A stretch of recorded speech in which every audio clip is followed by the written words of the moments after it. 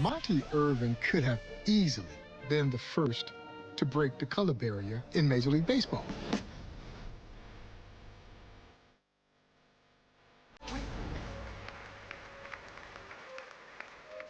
Monte Irvin was a five-tool superstar for the Newark Eagles with movie star good looks. The real reason that Monte Irvin wasn't first to break the color barrier was because of Newark Eagles owner Irvin Manley, who essentially blocked a contract move that Branch Rickey had made with Monte Irvin shortly after he got back from the war. Now, to say that Mrs. Manley couldn't stand Branch Rickey might be an understatement. Branch Rickey was essentially going to come into the Negro Leagues and raid it of its star talent without any compensation to those Negro League owners. And Irvin Manley wasn't having it, so she threatened to litigate. That's when he turns his sight to Kansas City, to one Jackie Roosevelt Robinson.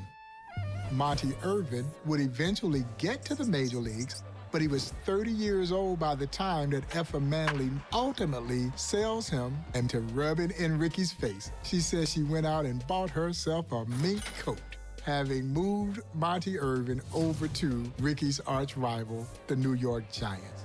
What you want? You a house, you a car, 40 acres and a mule, a piano, a guitar, anything.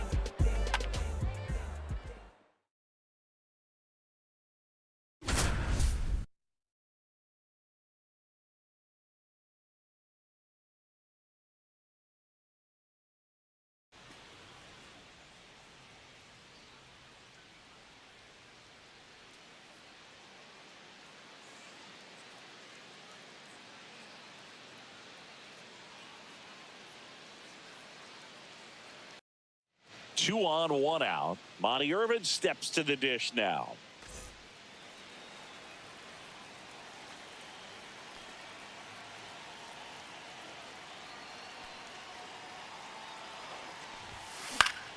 Fouled off down the right side.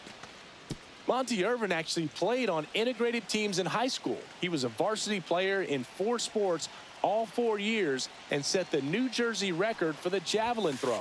And he was so good at football, he got a scholarship offer from the University of Michigan.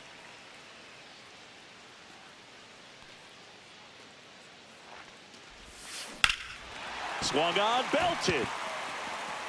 Back there. Gone. Monte Irvin takes Coop.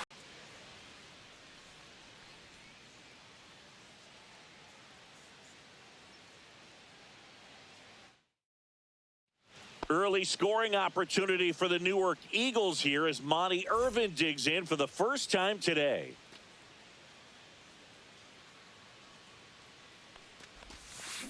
Line drive and foul ball.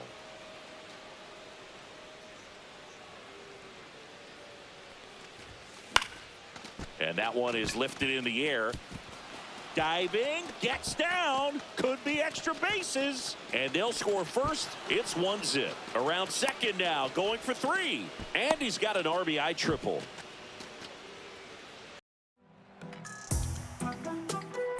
There was nothing that Monte Irvin could not do on the baseball field. He was the consummate 5-tool player. Hit for power, hit for average, could field, could run, could throw. He had everything you needed to be a superstar. Outside of his play internationally in places like Mexico and Puerto Rico, he spent his entire career in the Negro Leagues with the Newark Eagles, where he was teammates with future Hall of Famers Leon Day and Larry Doby. And of course, the 3 dynamic Negro League stars would win the 1946 Negro League World Series, beating my Kansas City Monarchs and Buck O'Neil. And I don't think old Buck ever forgave Monte for doing that.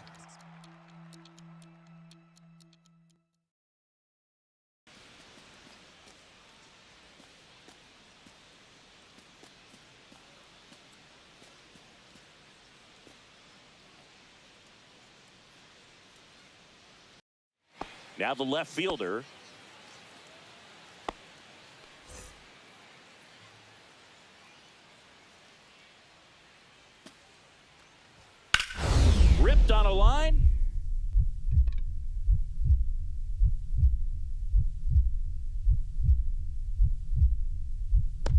he snags it. A sensational diving play.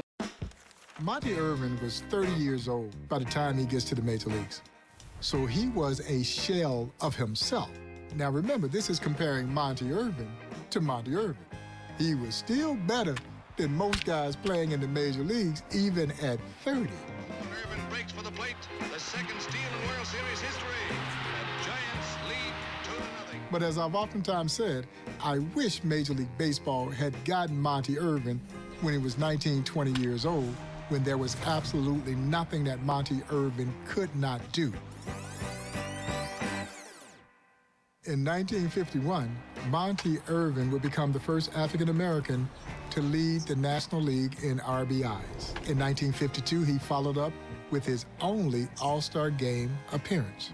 It just makes you wonder, what if? What if the doors had opened a little sooner, where we truly could have seen the greatness of Monte Irvin? If I had to do it all over again? Yeah. Well, first of all, I would have loved to have come up sooner.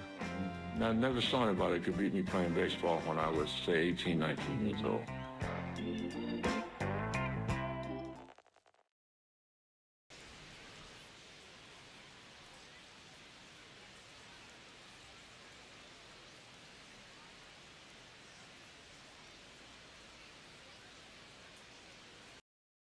One down. Monte Irvin steps to the dish now.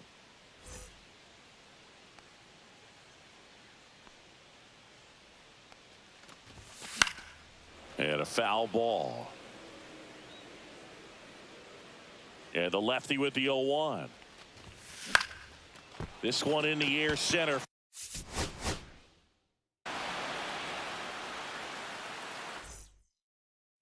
So digging in, Monte Irvin. When Monte Irvin first played pro ball with the Newark Eagles, he was so young he had to play under a fake name or he'd lose his eligibility to play high school and college sports. So he took the name of his friend Jimmy Nelson, and that's how he made his pro debut.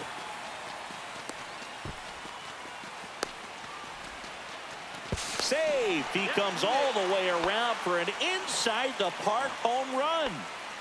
Now the third baseman, Monte Irvin.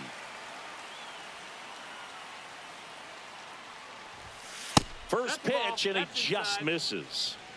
Monte played shortstop before he joined the Eagles, who had future Hall of Famer Willie Devil Wells. Willie told Irvin, "Young man, you're a wonderful athlete. You can hit and you're strong, but I'm the shortstop here. You should play outfield. You don't argue with a guy nicknamed Devil."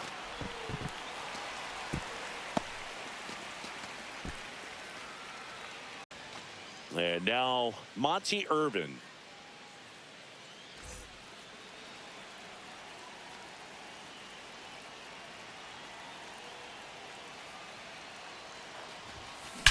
That one is absolutely belted. Looks like extra bases. 1 run's in. 2 runs are in. 3 runs are in. Around third. Save! Can you believe it?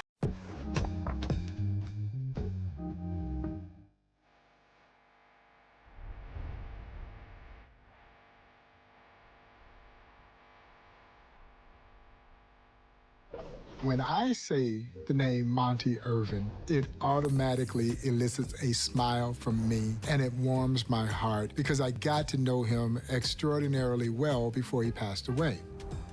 He was one of my favorite people in baseball. He was also one of the founding members of the Negro Leagues Baseball Museum there in Kansas City, Missouri, where he would oftentimes be seen there with his good friend Buck O'Neill. And the two of them knew how important it was to build a facility that would pay tribute to this wonderful piece of baseball and Americana, but also to make sure that the legacy of the likes of Monte Irvin and the nearly 3,000 plus who called the Negro Leagues home would play on. Monte Irvin, who would star for the Newark Eagles, would make his way into Major League Baseball playing for the New York Giants, would ultimately make his way into the National Baseball Hall of Fame in 1973. It was a fitting ending for the man who could have been the first. can't hit a ball. It takes ability. And I'm so happy that they broke that barrier down.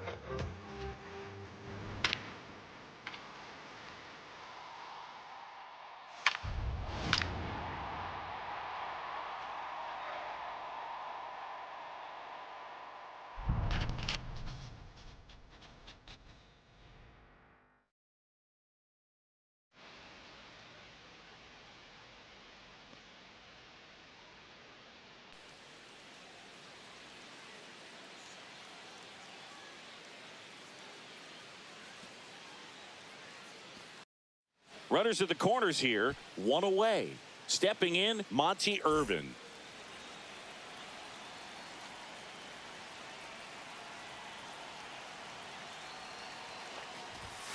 That 1951 season of Monte Irvin's for the New York Giants was incredible.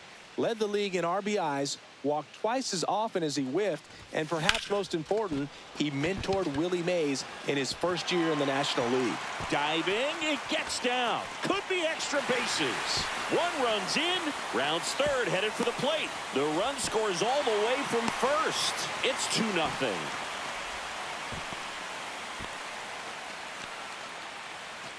So 2 down. Monte Irvin steps to the dish now.